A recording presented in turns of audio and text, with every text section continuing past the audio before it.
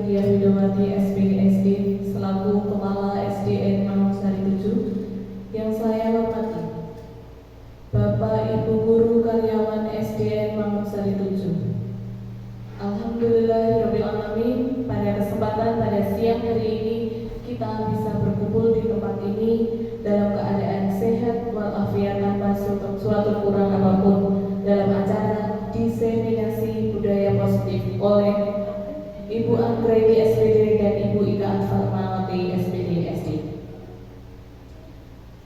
Bapak Ibu yang saya hormati, perkenankan saya menyampaikan susunan acara pada hari ini. Yang pertama, pembukaan. Yang kedua, menyanyikan lagu Indonesia Raya. Yang ketiga, sambutan kepala sekolah. Yang keempat, inti. Yang kelima, penutup.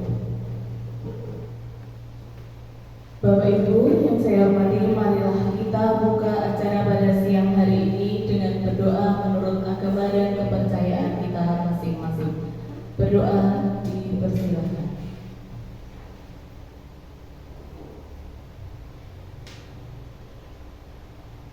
Selesai.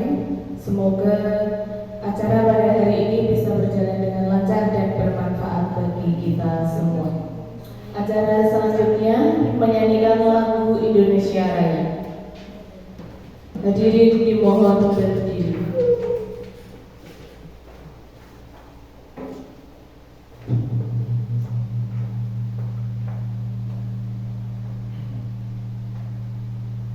Hiduplah Indonesia Raya, tujuan Indonesia tanah airku, tanah tumpah darah. Di sanalah aku berdiri, jadi pandu ibuku. Indonesia kebangsaanku, bangsa dan tanah airku, marilah kita berseru, Indonesia bersatu. Hiduplah tanahku, hiduplah negeriku, bangsaku, rakyatku semuanya. Bangunlah jiwanya, bangunlah badannya untuk Indonesia Raya.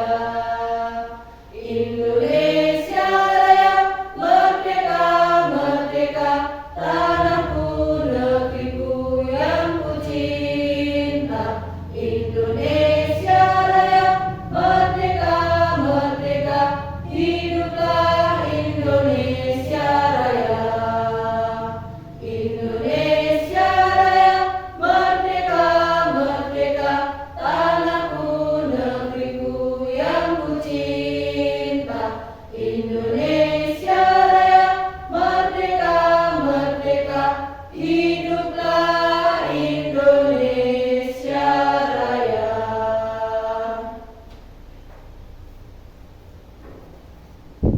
Hadirin disilakan duduk kembali.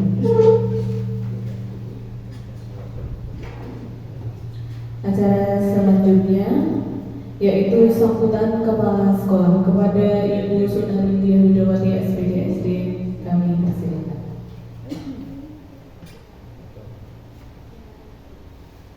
Bismillahirrahmanirrahim. Assalamualaikum warahmatullahi wabarakatuh. Bapak Ibu yang kami hormati, yang pertama dan utama, mari kita tidak henti-hentinya memanjatkan puji syukur kehadirat Allah Tuhan yang Maha Esa, karena pada siang hari ini kita masih diberikan beberapa kenikmatan, utamanya nikmat sehat, nikmat sempat, sehingga kita bisa berada di ruangan ini untuk mengikuti kegiatan diseminasi budaya positif yang nanti akan disampaikan oleh CGP dari Manungsari 7. Kebetulan ada dua di sekolah kita, yaitu Bu Anggraini dan Bu Ika Fatmawati. Saya ucapkan terima kasih karena dengan adanya kegiatan ini tentu akan memberikan gambaran. Salah satu rangkaian dari kegiatan CGP itu ada kegiatan diseminasi. Nah, itu apa? Nanti teman-teman setelah mendengarkan, mengikuti, dan mudah-mudahan kegiatan ini menginspirasi, ya, menginspirasi yang teman-teman saat ini belum masuk dari CGP, nanti akan tertarik untuk mendaftar dan bisa masuk menjadi CGP angkatan berikutnya. Mudah-mudahan acara ini nanti bisa berjalan dengan lancar sesuai dengan harapan, dan saya berharap Bapak Ibu bisa mengikuti keseluruhan rangkaian ini sampai akhir. Saya kira itu saja dan saya akhiri. Wabillahi taufiq wal hidayah. Wassalamualaikum warahmatullahi wabarakatuh.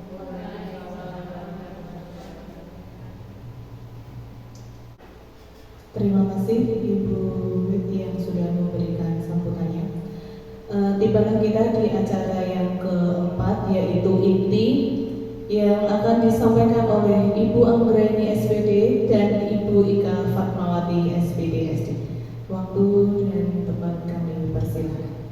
Ucapkan terima kasih atas kehadiran Bapak Ibu semuanya, atas undangan kami dalam kegiatan diseminasi budaya positif sekolah dalam rangka tugas DPP.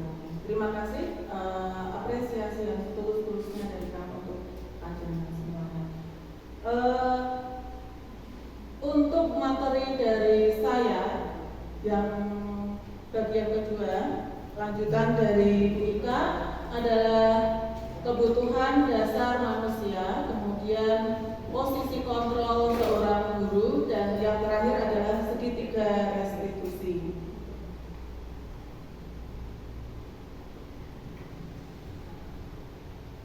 Bapak Ibu semuanya, setiap manusia itu pasti memiliki kebutuhan dasar. Apa saja? Coba kelihatan atau tidak ya? Yang pertama, apa ini? Kebutuhan untuk bertahan hidup, survival. Contohnya apa? Makan, minum, bernafas. Oke. Itu tadi pangan ya? Mungkin sandang, rumah, tidur, Uang. ya betul. Ya boleh dikatakan tidak ada betul, tidak ada salah. Maaf, tidak ada salah, semua betul. Kebutuhan untuk bertahan hidup boleh seperti apa yang disebutkan oleh rekan-rekan tadi. Baik, yang kedua, love and belonging, cinta dan kasih sayang. Kemudian kalau kebebasan itu kira-kira apa sih yang ada di benak Bapak Ibu semuanya? Bebas untuk apa? Diberikan kebebasan untuk mengekspresikan diri. Diberikan kebebasan untuk mengekspresikan diri. Dalam hal apa contohnya? Betul. Ya, boleh. Nanti kita lihat kelanjutannya. Kemudian kesenangan. Kesenangan. Ya, dan yang terakhir power.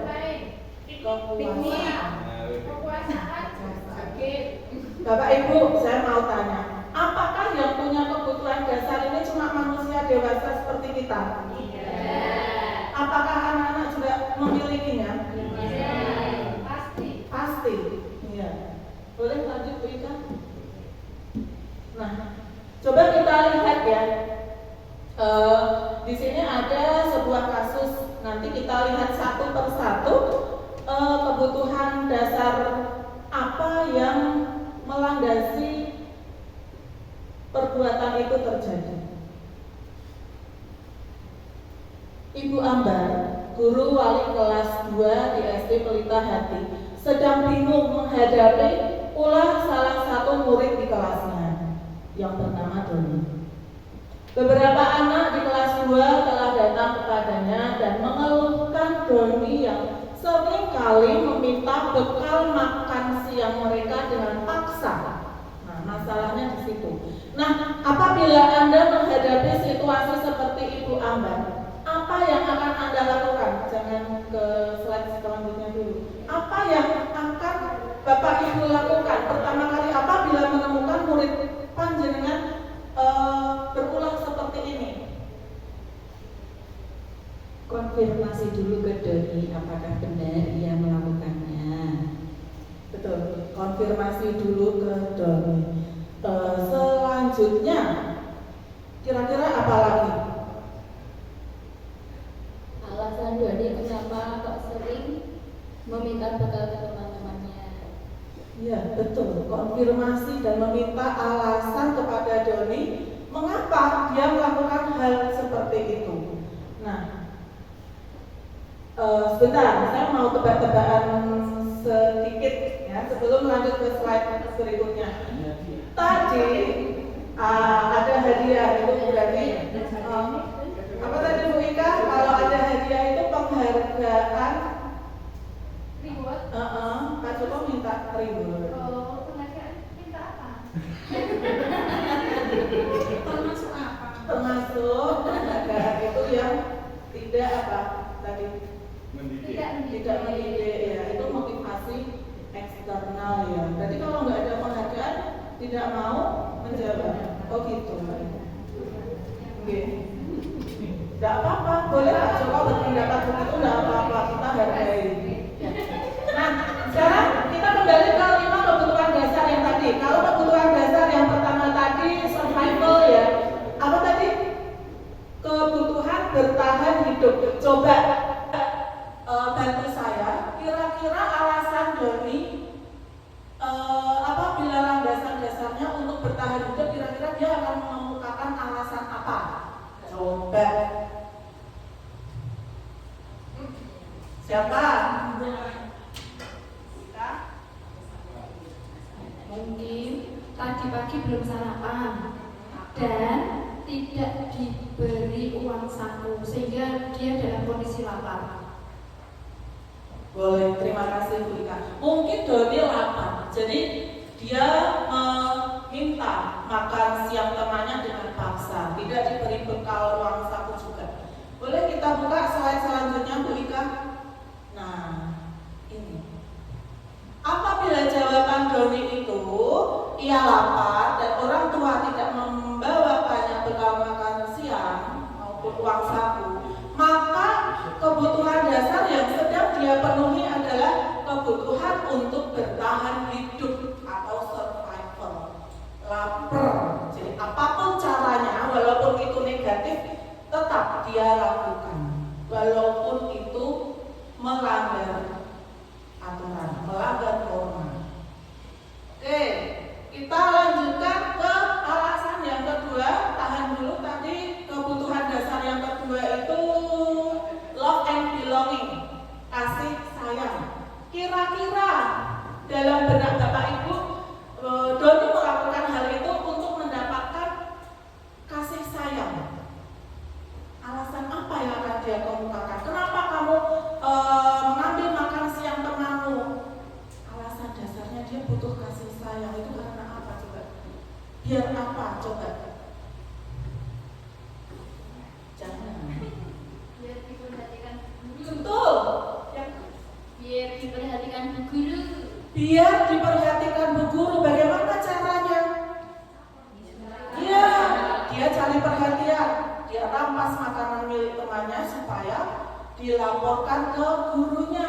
Gurunya nanti akan memanggil Doni, mungkin juga orang tuanya. Jadi orang tuanya pun akan memperhatikan dia walaupun caranya tidak mengenakan. Mungkin next selanjutnya Bu Ika. Betul ya apa yang disampaikan Bu Ika tadi. Untuk selanjutnya alasan yang ketiga tadi apa ya? Kebebasannya. Kebebasan kira-kira apa yang Bapak Ibu Guru bisa bantu saya? Alasan Doni apa ya? Aku tuh pengen bebas. Aku tuh pengen fun. Bebas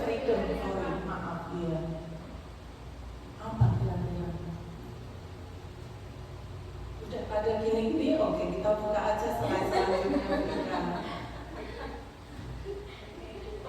Ya, mungkin ya karena ibunya selalu membawakan bekal yang sama.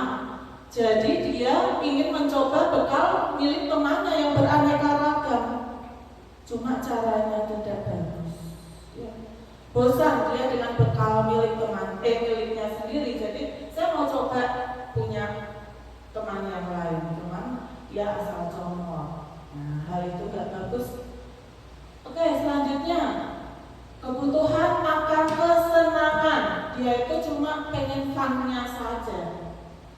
Mungkin dia melakukannya karena iseng dan dia ingin menikmati ekspresi wajah teman-temannya yang kesal karena diambil makanannya, dan menurut dia ekspresi teman-temannya itu lucu.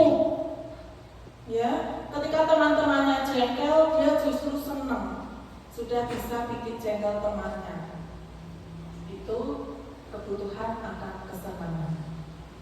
Nah, yang terakhir, power, kekuasaan. Kira-kira apa ya? Alasan dari Doni karena dia pengen menunjukkan powernya.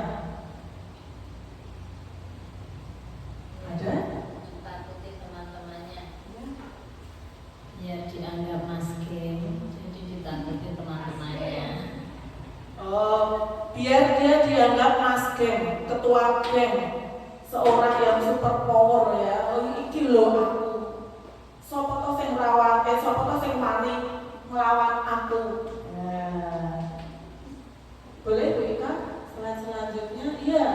Dia merasa hebat kalau sudah bisa mengambil barang milik temannya. Karena temannya akan menjadi takut dan menuruti keinginannya. Maka dia punya kebutuhan dasar akan kekuasaan. Dia pengen dianggap berkuasa.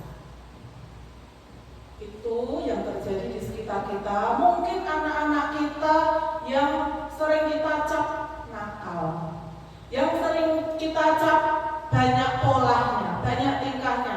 Apabila kita gali lebih dalam, kita telusuri lebih lanjut, mungkin dia mempunyai kebutuhan-kebutuhan dasar yang belum bisa dipenuhi oleh keluarganya, lingkungan sekitarnya maupun kita. Jadi dia suka cari-cari perhatian semacam itu. Baik Bu Ika. Nah, ini ada dunia berkualitas. Apa sih dunia berkualitas itu? Dunia berkualitas itu tempat spesial dalam pikiran kita, di mana kita itu bisa menyimpan representasi dari hal-hal yang kita angan-angankan, dari hal-hal yang menyenangkan, yang berkesan dalam kehidupan kita. Bisa terjadi pada diri kita maupun anak-anak. Oke, kita lihat satu-satu ya. Mungkin contoh pertanyaannya seperti ini. Kita nanti coba jawab satu-satu ya. Ya.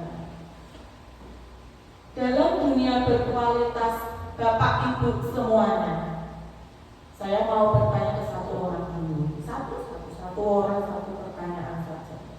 Siapakah orang-orang yang paling penting dalam kehidupan Anda? Siapa yang mau? Oh, Pak Yusa, silakan. Orang yang paling penting dalam hidup saya tentu saja istri saya. Tidak apa? Pendapat Pak Yusa, orang yang paling penting dalam kehidupan Pak Yusa istrinya saja. Orang-orang ya.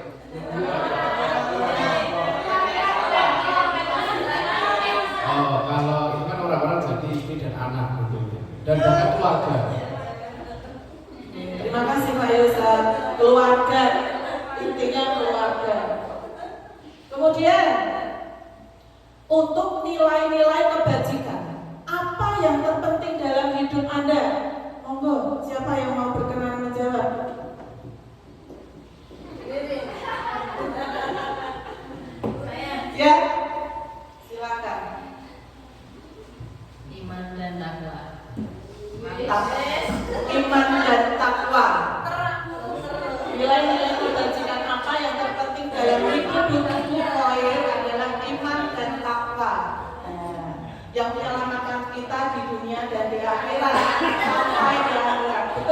kurir. Ya.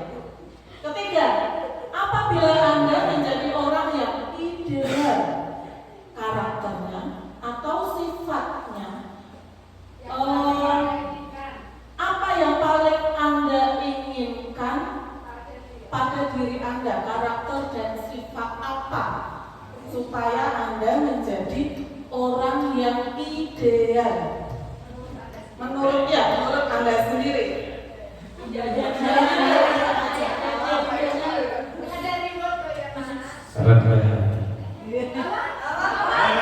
hati. Ada yang mendengar? Rendah hati kata Pak Joko. Oh, rendah hati. Orang yang ideal menurut Pak Joko rendah hati. Ya, rendah hati boleh. Nah, sekarang nomor 4. Apa pencapaian Anda yang Anda sangat banggakan? Udah nih, silakan. Menjadi guru karena ilmunya sangat bermanfaat dan pahalanya tidak akan terputus.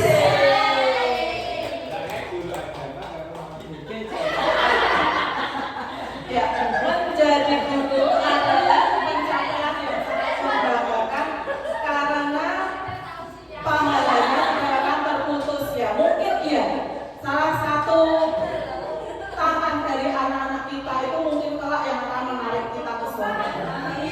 Amin. Nah, sekarang apa pekerjaan ideal bagi Anda? Siapa yang mau menjawab? Monggo silakan berpendapat. Boleh, silakan. Tidak ada yang salah, semua pendapat kami hargai. Baik, Bu Yeni. Kalau berani angkat tangan itu artinya bertanggung jawab dengan jawabannya. Monggo siapa? Menjadi guru pekerjaan ideal bagi saya karena memang itu impian saya sejak kecil. Ya. Menurut bagi Bu Ika, pekerjaan ideal adalah menjadi guru. Bukan karena jenengan sekarang sudah jadi guru ya. Memang kebetulan guru adalah Cita-cita. Oh iya, oke. Oh itu Bu Rina. Baik, untuk selanjutnya. Nah, mungkin ini sedikit panjang. Ceritakan bagian perjalanan hidup Anda di mana Anda merasa itulah titik puncak hidup Anda.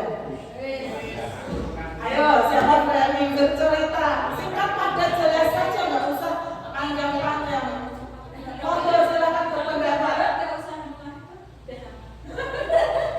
Ayo, monggo, Bu Irin, Bu Tias, Bu Mei, Bu Ulfa belum, Bu Ida belum, Bu Rina belum, Ibu belum.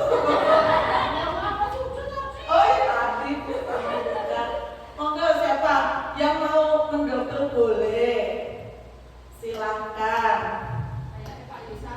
Iya, kayak gatel ya.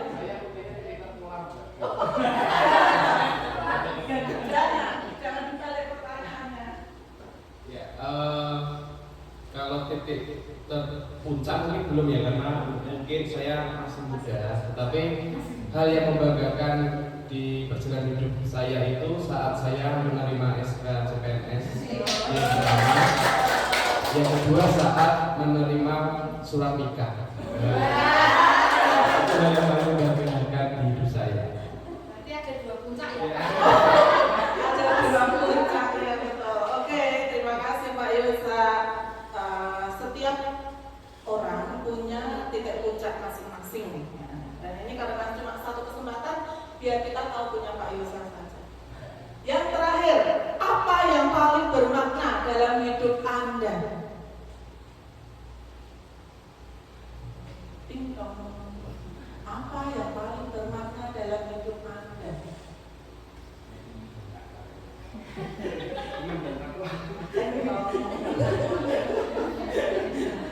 Bu Mei, apa yang paling bermakna dalam hidup Anda? Menjadi pribadi yang bermanfaat bagi orang lain. Tepuk tangan.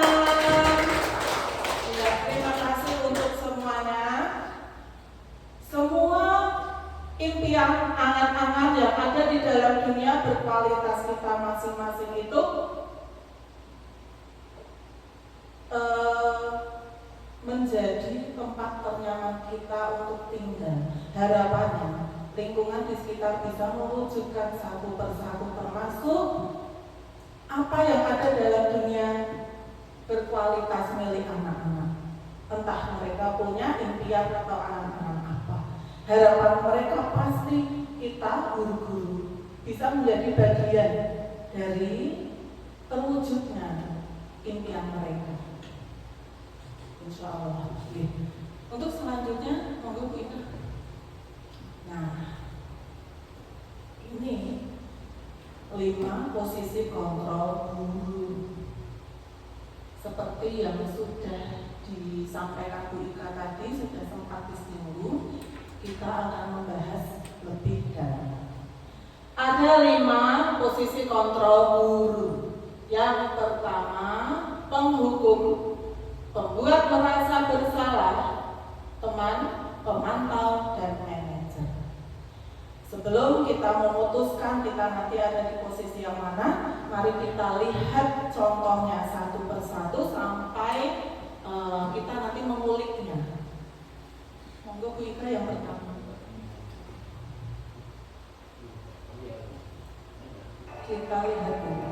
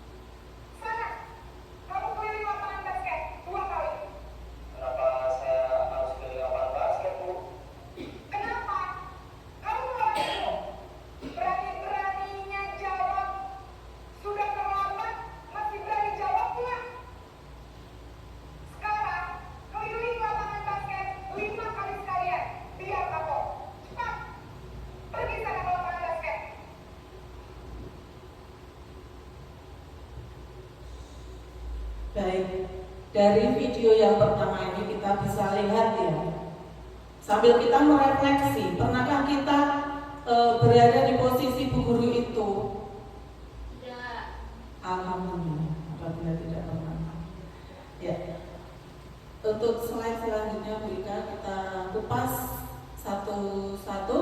Dari posisi kontrol guru sebagai penghukum, itu ciri khasnya menghardik dan volume suaranya itu nada tinggi, melengking, melejit, menunjuk-nunjuk, berkacak pinggang, membentak,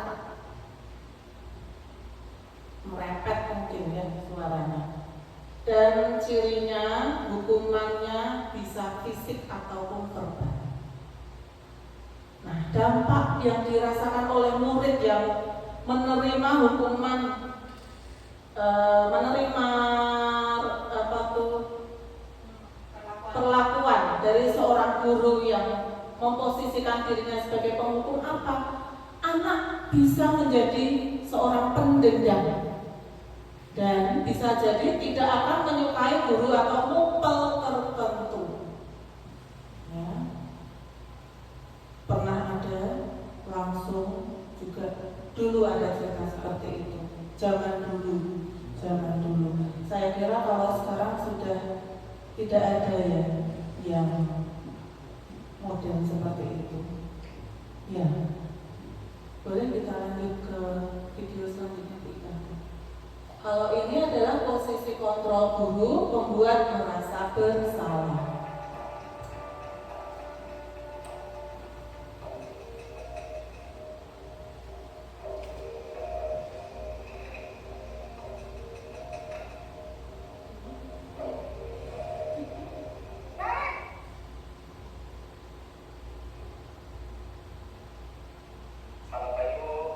Naren, kamu kenapa?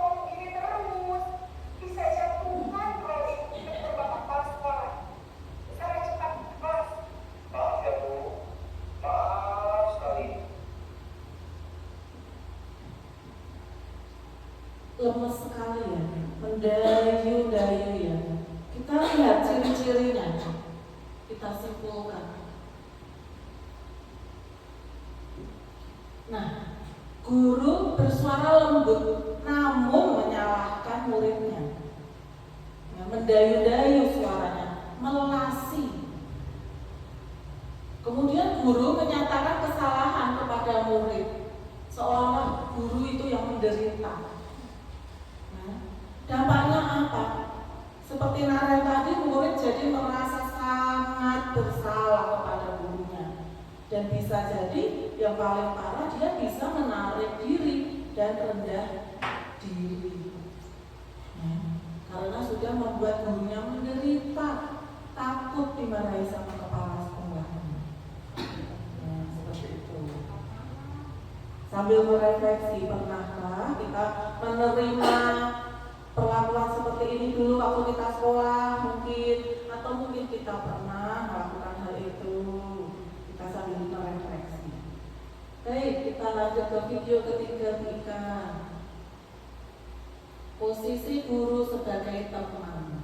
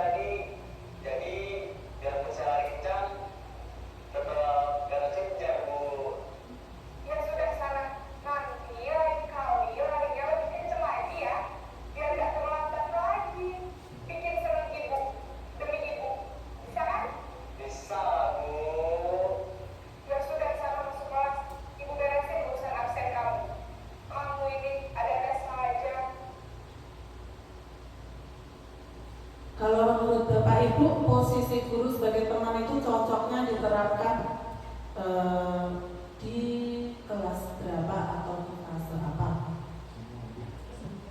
Kalau di fase kecil, apakah pantas? Bisa? C? Iya, yang sudah beranjak remaja. Kalau beranjak remaja nanti ada sesuatu. Oh, ada sesuatu. Apalagi kalau lawan jenis. Oh, gitu. Ya.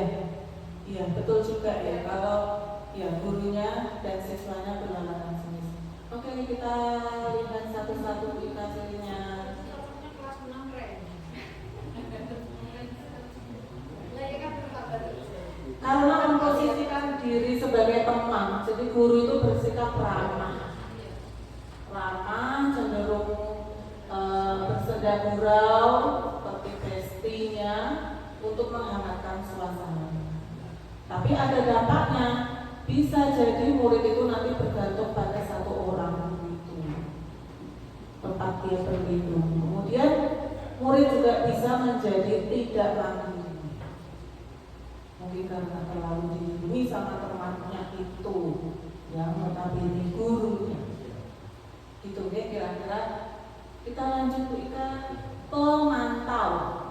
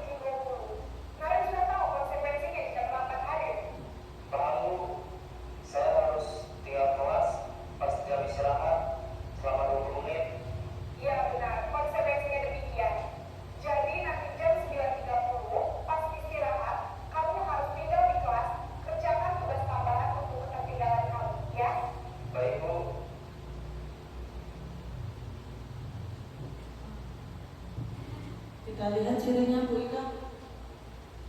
Nada bicara dan ekspresi gurunya datar. dan identitas berhasil. Murid berhasil mengidentifikasi kesalahannya. Dan pemantau tetap memantau saat murid diberi sanksi. Dikerjain nggak tuh sanksinya? Dapatnya apa? Menghitung hadiah atau hukuman yang diberi tanpa melihat nilai kebajikan. Dan tidak sepenuhnya nanti murid akan mandiri. Seperti itu ya, pemantau. Oke Bu Ika, kita yang terakhir.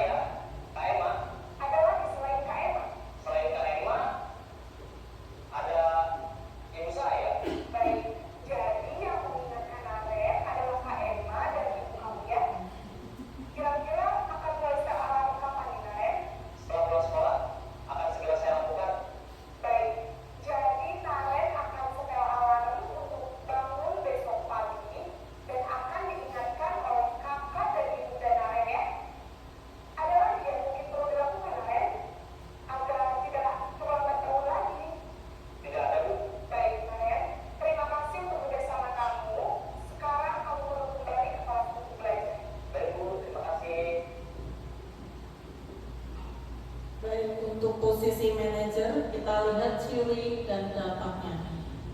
Sebagai manajer, guru bersuara netral dan tercipta identitas positif.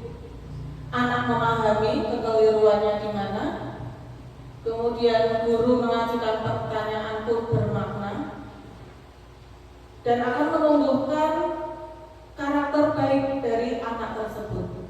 Dia akan tahu kekeliruannya di mana dan akan terbantu untuk memecahkan masalahnya sendiri. Nah, dampaknya apa? Murid akan menjadi mandiri karena dia tahu saya salahnya apa. Lalu gurunya tampak tidak marah, bahkan mengajaknya untuk mencari solusi sama-sama, sehingga dia akan menjadi murid yang mandiri. Dan di lain hal dia akan pede, kelak dia akan pede memecahkan masalahnya sendiri. Jadi tidak tergantung hukuman, tapi dia cari solusi sendiri. Kalau terlambat dia harus bagaimana kelak. Nah, dari kelima, posisi kontrol guru, monggo kita bertanya pada diri kita masing-masing, tidak perlu diutarakan. Kita itu ada di posisi kontrol mana sekarang ini? Dan menurut Bapak Ibu semuanya, dari kelima posisi kontrol guru yang telah saya paparkan itu tadi, manakah yang paling tepat untuk kita terapkan? Yang paling ideal? Yang mana kira-kira? Sebagai manajer, betul. Sebagai manajer, ya sebagai manajer untuk menumbuhkan budaya positif di sekolah dan untuk menumbuhkan karakter baik dari anak. Anak itu tumbuh motivasi intrinsiknya untuk berubah. Jadi berubahnya itu bukan karena takut dihukum Pak Joko, takut disuruh lari keliling jangkungan sama Bu Tias, tapi dia tidak mengulangi perbuatannya karena dia menemukan solusi yang harus dia perbaiki dari kesalahannya itu. Baik Bu Ika, selanjutnya. Nah, ini adalah bagian dari manajerial seorang guru dalam memecahkan masalah di sekolah melalui segitiga restitusi. Ada 3 sisi dari segitiga restitusi. Yang pertama itu menstabilkan identitas. Yang kedua, validasi tindakan yang salah. Dan yang terakhir, menanyakan keyakinan. Ketika menstabilkan identitas itu,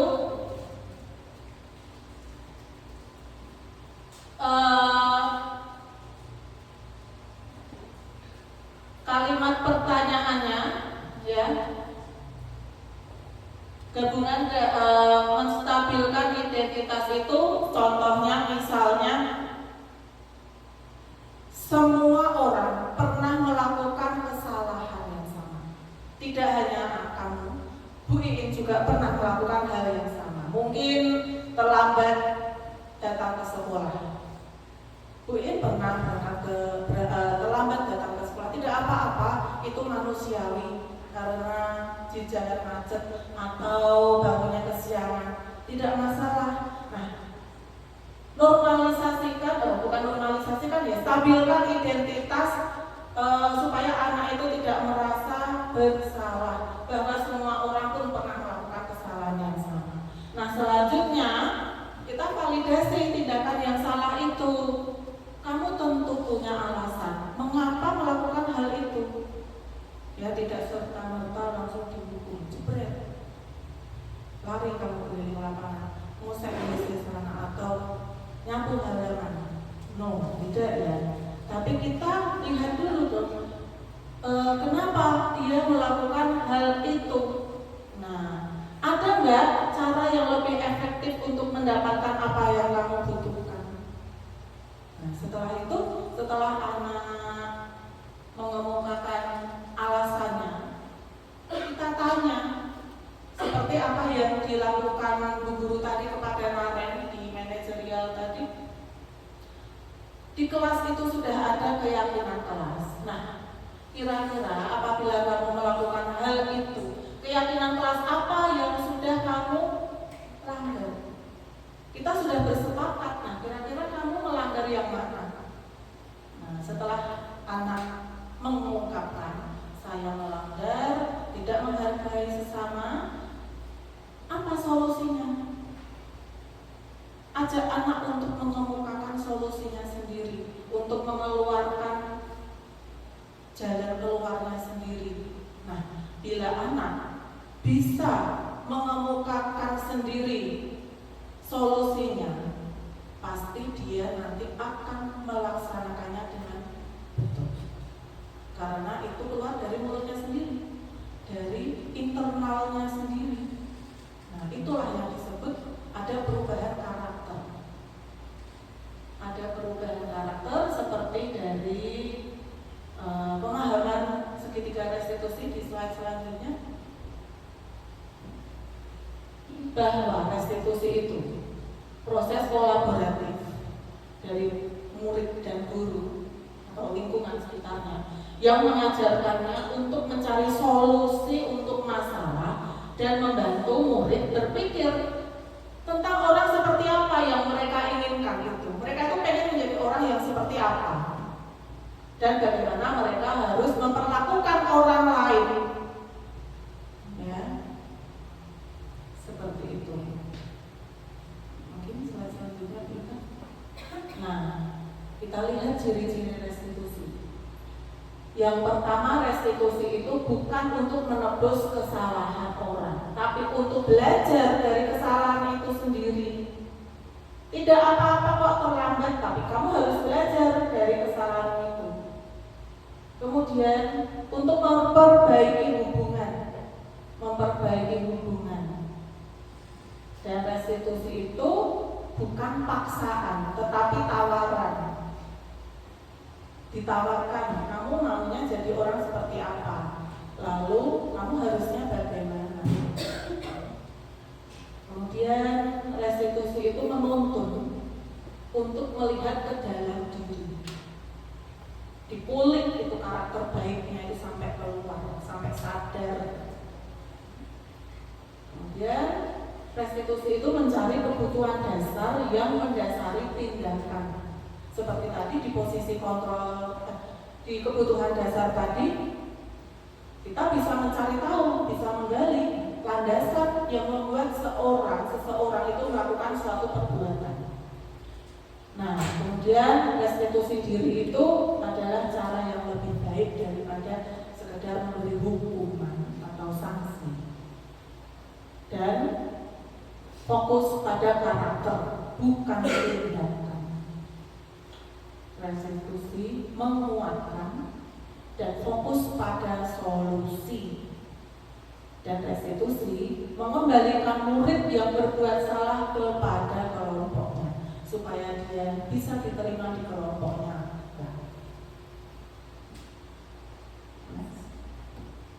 Nah, seperti tadi yang saya sampaikan di awal ketika membaca segitiga restitusi tadi, ada 3 tahapan: menstabilkan identitas, validasi tindakan yang salah, dan menanyakan keyakinan. Seperti ini yang pertama, saya ulas kembali. Setiap orang pasti pernah melakukan kesalahan. Kalimatnya kira-kira begitu. Biar anak itu lerem, tidak ketakutan ketika dipanggil gurunya habis melakukan kesalahan. Kamu bukan satu-satunya kok yang pernah melakukan ini, tenang aja. Bu guru juga pernah. 2, validasi tindakan yang salah. Kamu itu tentu punya alasan kok melakukan hal itu. Gak mungkin kamu asal saja melakukan perbuatan itu. Pasti ada dasarnya apa. Nah, yang ketiga, menanyakan keyakinan ini. Keyakinan kelas apa yang telah kita sepakati bersama? Terus kamu ingin jadi orang yang seperti apa? Nah, seperti itu.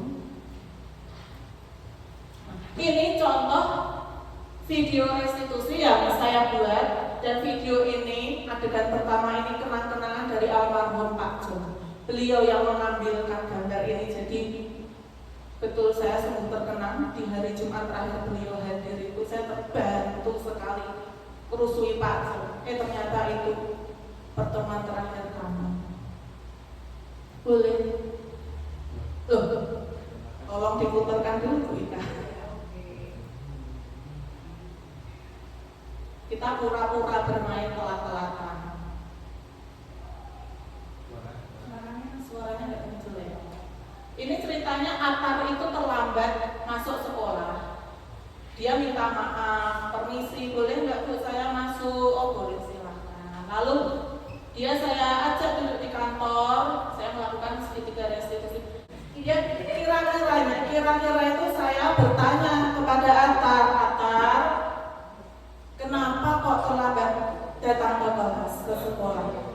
Karena saya bangunnya kesiangan, kata dia waktu itu. Kok bisa bangunnya kesiangan? Kenapa? Karena nemenin ayah nonton TV. Oh iya, saya katakan tidak apa-apa Atar, karena yang pernah terlambat datang ke sekolah bukan cuma Atar, Bu Iin juga pernah. Nah kemudian saya bertanya kepada Atar, kita kan kemarin sudah membuat keyakinan kelas, pura-puranya begitu.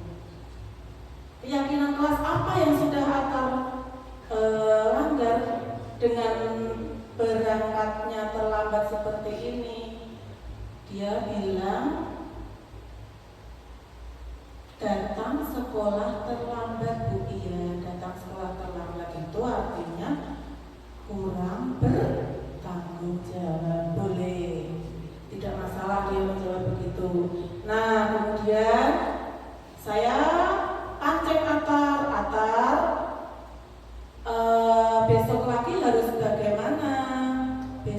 pagi tidak boleh terlambat Bu. Caranya bagaimana? Caranya tidak tidur malam-malam. Jam berapa kalau tidur? Jam 9. Iya, saya iyakan karena di situ dia sudah belajar untuk supaya tidak terlambat lagi, artinya dia tidak boleh tidur malam-malam lagi. Saya hargai solusi yang dia munculkan. Saya hargai pendapatnya dia. Berarti dia kalau tidur jam 9 saja supaya besok tidak terlambat. Seperti itu. Satu contohnya seperti itu Bapak Ibu. Nah,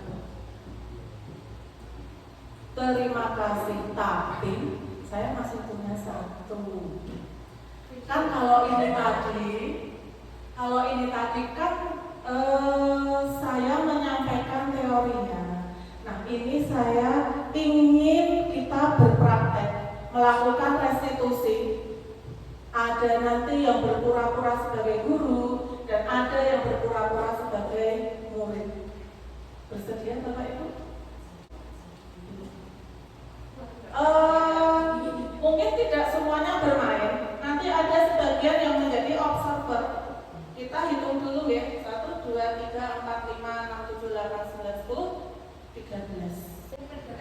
Menjadi 3 kelompok. Ya, menjadi 3 kelompok. 4 dan 5. 4, kemudian 5. Iya. Nanti yang bermain peran hanya 2. Yang 3 atau yang 2 lainnya nanti pengamat, ya, mengobservasi. Monggo kelompok yang pertama, di mana? Langsung dengan kursi yang berdekatan saja. Berdekatan, oke. 1, 2, 3, 4. Berhenti sampai Bu Ina kelompok 1. Kemudian Bu Ika, Ibu di mana?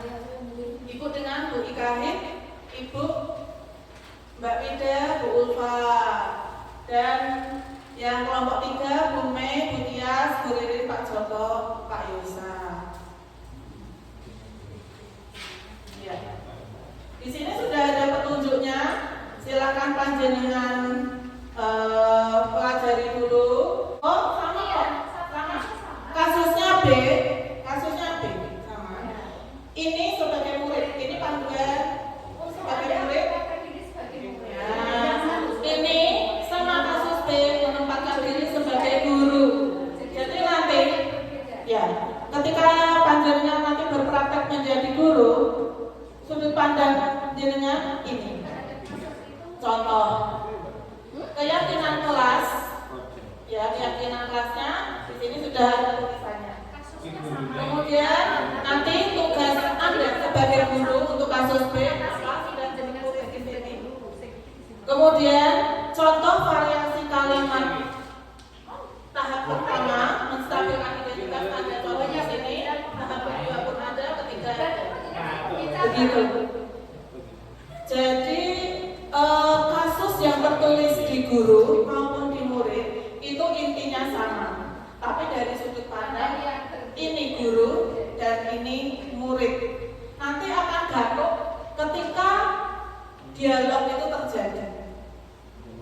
Gitu.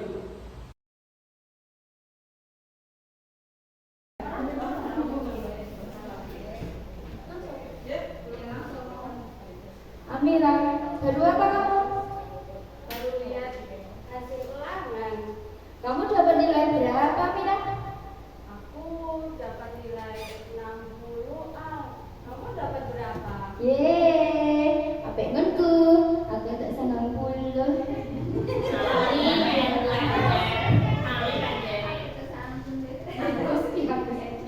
Gak salah, rumangi kok ya senang. Sakit loh tak bersini elek. Bukan gitu. Kok kamu jahat banget sih, Al?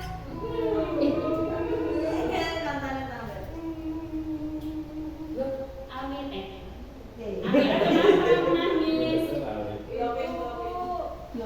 Amira diejek sama Ali gara-gara hasil nilai tes Amira dapat 60. Tidak apa-apa Mira, dapat nilai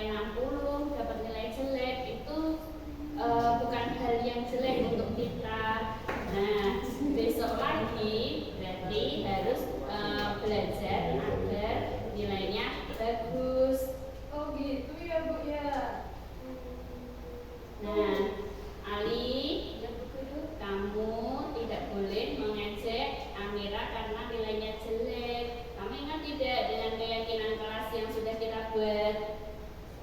Yang itu ya tidak boleh mengejek teman itu ya. Iya, tidak boleh mengejek teman. Nah, jadi kita harus berbuat baik kepada teman, saling menghargai walaupun nilainya Amira itu tidak bagus sekarang. Oh gitu Bu. Iya. Nah, jadi untuk kedepannya Amira ketika mau ulangan harus belajar yang lebih rajin lagi, kemudian dikerjakan dengan teliti. Ya, kemudian untuk Ali harus ingat dengan keyakinan keras yang sudah kita buat, tidak boleh mengejek teman, harus menghargai apapun hasil yang diperoleh oleh teman. Ya Bu Guru. Berarti saya minta maaf sama Iya, sekarang minta maaf kepada Amira. Ya Mira. Apa yang diulangi lagi ya? Ya Mira.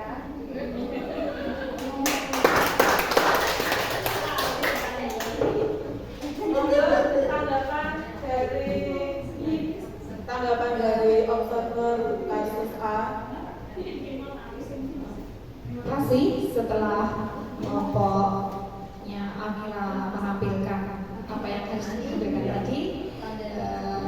Untuk peran Amira dan Ali bagus ya. Kemudian untuk guru itu masih ada langkah yang terlewati, yaitu belum melakukan validasi tindakan yang salah. Tadi sepertinya sudah diangen-angen tapi ternyata oh iya apa ya kira-kira ya? Iya, menanyakan alasan kenapa Ali mendapat nilai yang jelek. Amira, ya betul. Kenapa kok ngecek? Oh iya, yang belum itu. Ya, jadi ada langkah yang tentu harus dilakukan oleh seorang guru ketika melihat siswanya bertengkar atau mungkin ada yang menangis, itu harus diklarifikasi apa yang menyebabkan si A melakukan hal tersebut kepada si B sehingga si B menangis, dan demikian juga si B ditanya kenapa dia menangis, apakah terlalu sakit atau bagaimana, atau itu hanya gurauan.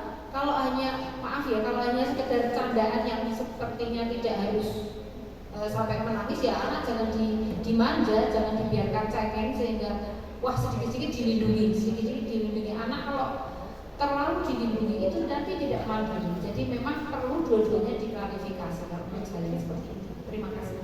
Terima kasih Ibu atas pengamatannya. Memang mungkin tadi karena terskenario gitu, jadi kaku, jadi ada yang ngeblank. Tidak apa-apa. Tapi nanti ketika praktek langsung justru malah mengalir dengan lancar. Ya. Aplaus untuk kelompok kasus A.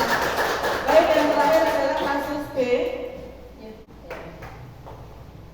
Jadi anak-anak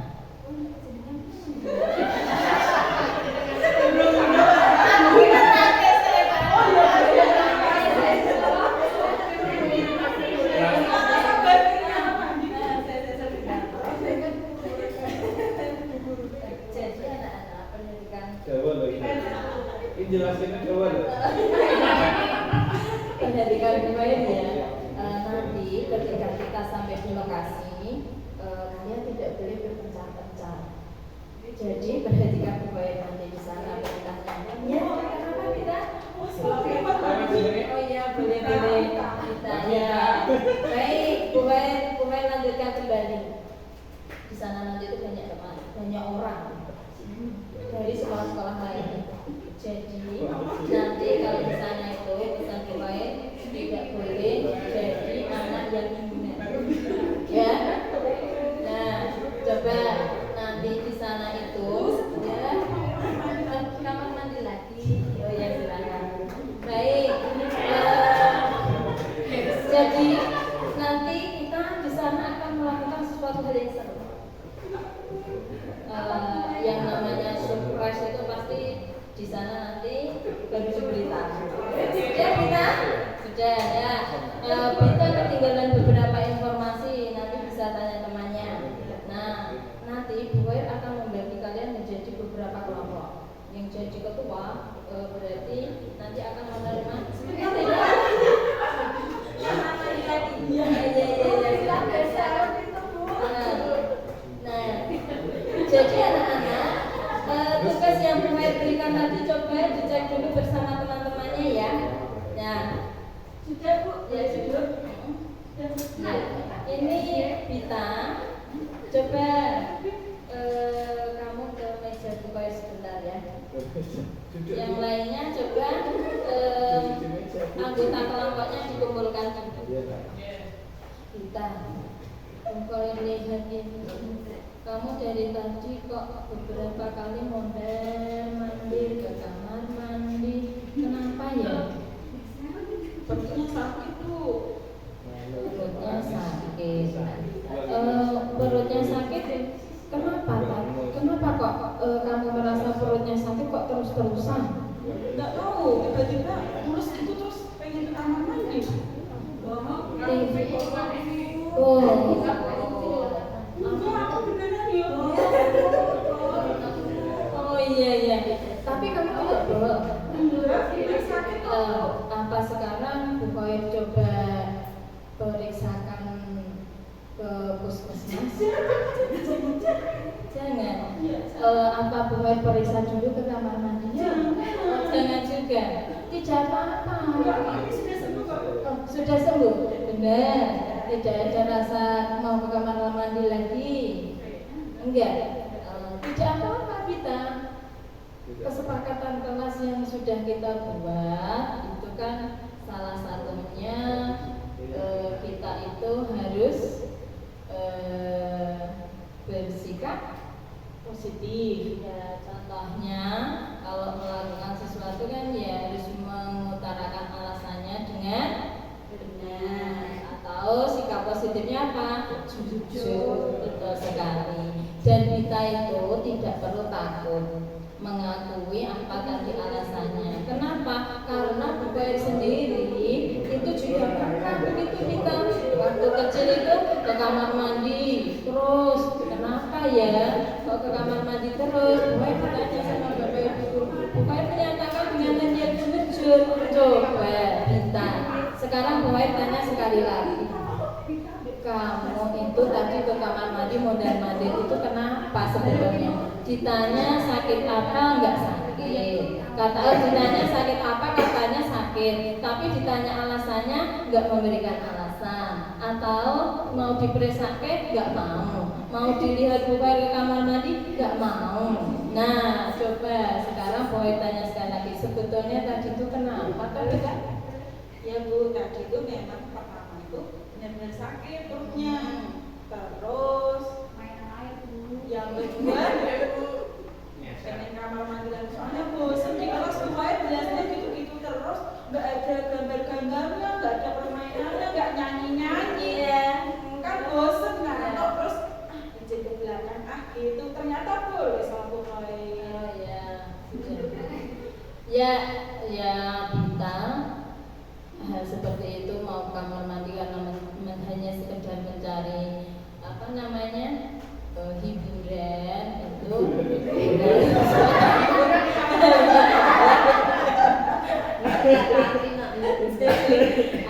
Kita besok lagi jangan dilakukan hal yang seperti itu ya.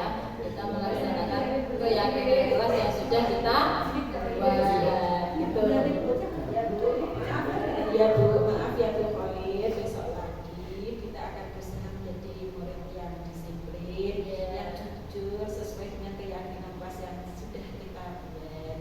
Ya, terima kasih Bita.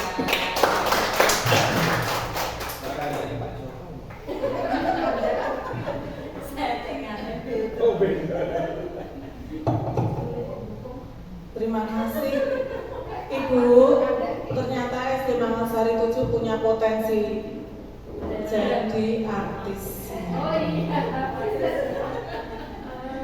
Wasis-wasis anggenipun bermain peran ya. Mulai dari yang nangis, mulai dari yang beseren, menjet-menjet, jadi guru, tukang poyo ya. Mungkin isi hati yang terdalam mungkin begitu ya. Kakak terpendam ya. Sebelum kita tutup masih ada satu observer yang belum menyampaikan pendapatnya. Ya, dari kasus B tadi yang sudah diperankan oleh pemeran yang hebat Jadi seperti kita terjun di dalamnya tadi. Kalau menurut saya tadi mungkin dari pengalaman beberapa kelompok sudah mulai muncul tahapan-tahapannya. Yang pertama menstabilkan identitas seperti tadi Bu Khoir juga menstabilkan identitas dengan berbuat salah itu tidak apa-apa. Bu Khoir juga dulu pernah melakukan kesalahan seperti itu. Terus tadi validasi tindakannya, kesalahannya apa, dan mencari menanyakan keyakinan yang sudah disepakati bersama. Begitu.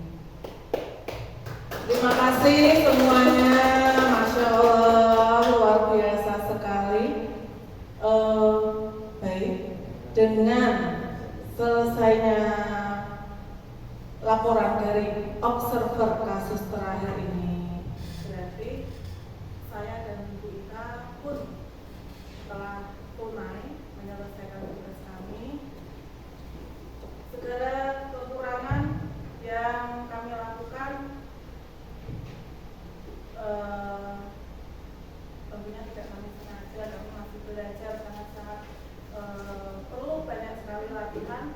Kami mohon maaf yang sebesar-besarnya. Semoga ke depan ilmu yang sedikit ini bisa bermanfaat untuk pribadi kita masing-masing dan juga untuk dan harapan kami berdua nanti akan ada rekan-rekan yang lain yang juga akan berbagi ilmu di depan sini, dan harapan kami juga nanti satu persatu pun akan menjadi guru kamu untuk sekolah.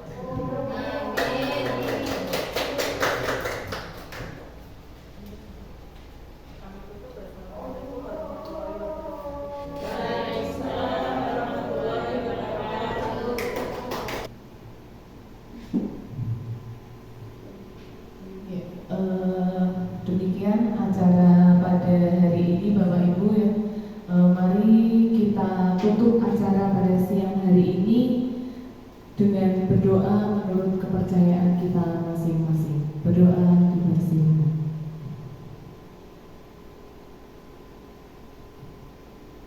Selesai. Terima kasih atas kehadiran Bapak Ibu semua.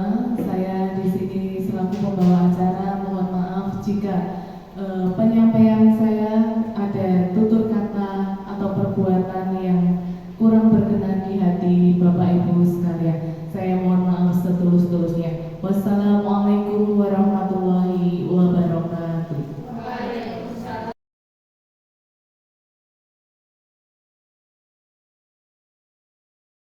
Selamat pagi anak-anak. Hari ini kita akan membuat keyakinan kelas. Tidak usah banyak-banyak, 5 saja ya. Oke, sekarang anak-anak silakan berpendapat dengan mengangkat tangan terlebih dahulu. Sebutkan aturan yang harus kamu taati ketika di kelas.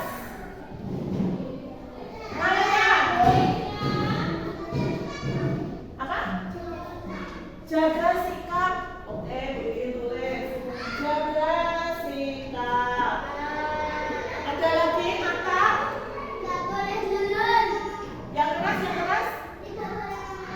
Tidak boleh ngomong kasar. Oh, tidak boleh ngomong kasar. Ngomong kasar. Ada lagi? Dari sini. J.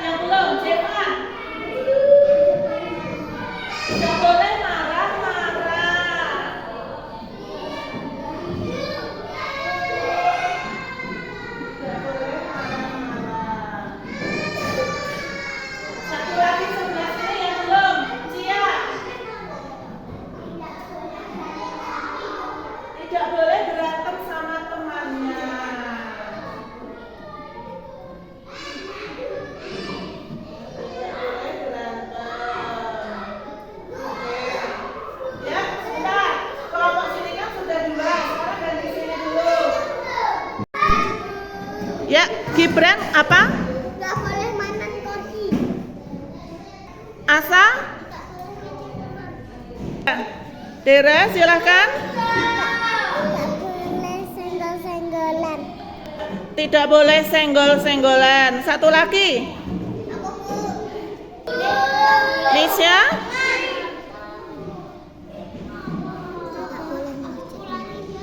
Tidak boleh mengejek teman. Jaga sikap itu hampir sama dengan apa? Tidak boleh berantem, tidak boleh mengejek, tidak senggol-senggolan. Kita buat harus sopan santun, menjaga sopan santun, ya. Menjaga sopan santun, terus tidak boleh mengejek, ya. Tidak boleh mengejek atau berantem. Artinya kalau menjaga sopan santun, ya ini sopan santunnya dijaga. Kalau mendengarkan bu guru ketika pelajaran berlangsung itu artinya kamu apa? Bertanggung jawab. Kalau mendengarkan bu guru, tugas-tugas yang diberikan bu guru harus dikerjakan dengan benar, harus selesai tugas-tugas yang diberikan bu guru. Itu artinya kamu mendengarkan bu guru. Mendengarkan bu guru itu tugas-tugas yang diberikan bu guru harus selesai. Kemudian tidak berlama-lama. Kalau mengerjakan ya konsentrasi, ya. Kalau tidak konsentrasi kamu nanti mengganggu teman-teman yang lain yang mau belajar lebih lanjut gitu. Itu artinya tanggung jawab, ya. Sebentar, sabar. Bentar lagi, 5 menit lagi kita selesai. Selesai ini kita makan. Terus, kalau tidak boleh terlambat. Kenapa kok tidak boleh terlambat? Coba sebutkan kenapa kita nggak boleh terlambat datang ke sekolah. Enggak, gue ini nggak akan menghukum kata ketinggalan. Iya, ketinggalan pelajaran. Kalau kita terlambat, artinya kalian ketinggalan pelajaran. Dan sebentar, dan akan mengganggu anak-anak yang lain. Contohnya, bu guru baru menjelaskan, tahu-tahu atau terlambat baru datang. Kan bu guru jadi berhenti dong waktu menerangkannya, ya enggak? Iya, itu artinya mengganggu teman-teman yang lain juga. Itu artinya saling menghormati,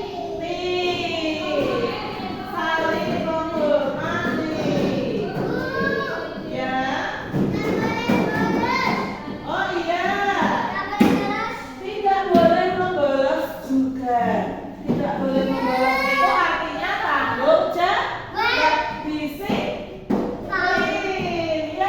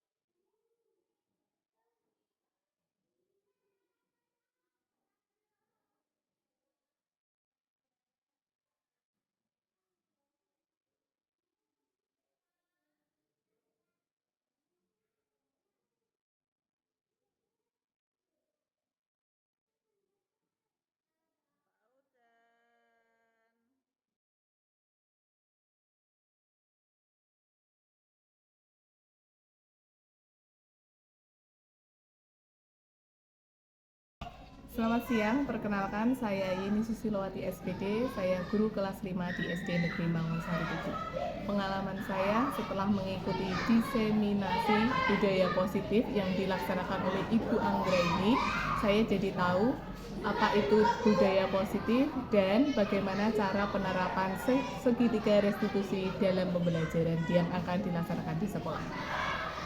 Perkenalkan, nama saya Yusafat Ardianto. Di sini saya sebagai guru kelas 3 dari SD Negeri Mangunsari 7. Kemarin saya setelah mengikuti diseminasi yang dilakukan oleh Bu Anggraini, saya mendapatkan pengetahuan baru yang dapat saya terapkan di kelas saya nanti. Tetap semangat, salam pendidikan.